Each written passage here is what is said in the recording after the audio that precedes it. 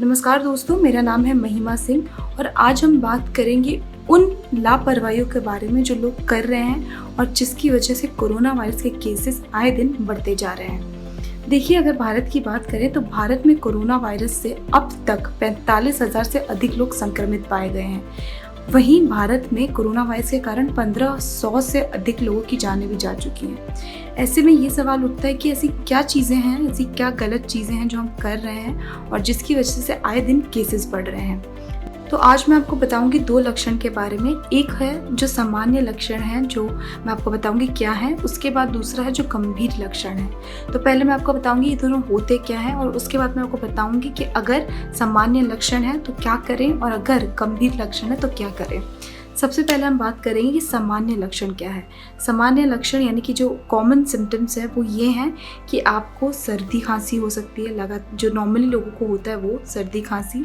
दूसरा, आपका लगातार जो नाक वो बहेगा। अगर लगातार आपकी नाक बह रही है तो ये भी एक सामान्य लक्षण है। तीसरा है सूखी खांसी। अगर आपको सूखी खांसी हो रही है तो ये भी एक सामान्य लक्षण हो सकता है। चौथी बात यह है कि अगर आपके गले में लगातार खराश है, अगर आपके गले में आपको खराश महसूस हो रहा है तो ये भी कोरोना वायरस का एक सामान्य लक्षण है। पांचवा लक्षण है कि बॉडी में थकान होना। अगर आपको बार बार आपकी बॉडी में थकान महसूस हो तो ये भी एक सामान्य लक्षण है।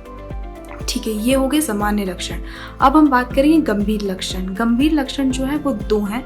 सबसे पहला जो है वो है सांस लेने में तकलीफ। यदि आपको ऐसा लग रहा है कि आपको सांस लेने में तकलीफ हो रही है, आपको ऐसा लग रहा है कि आपको भारी लग रहा है लंग्स में और अब सांस लेने में आपको प्रॉब्लम आ रही है, तो ये एक गंभीर लक्षण है। दूसरा है कि तेज़ बुखार। यदि आपको तेज़ बुखार हो गया है, आपकी बॉडी गर्म हो रही है, तप रही है और अगर आपने अपना टेम्परेचर चेक किया और अगर आपको पता चलता है कि आपको तेज़ बुखार है तो ये भी एक गंभीर लक्षण है। अगर आपकी बॉडी में आपको सामान्य लक्षण दिखते हैं तो ऐसे में आपकी जिम्मेदारी बनती है कि आप घर पर रहें और 2-3 दिन तक अपने कमरे में रहें और कोशिश करें कि आपके जो सिम्टम्स हैं उसे ख़त्म करें। जो ये सामान्य लक्षण आपकी बॉडी में दिख रहे हैं इसे कम करने की कोशिश करें।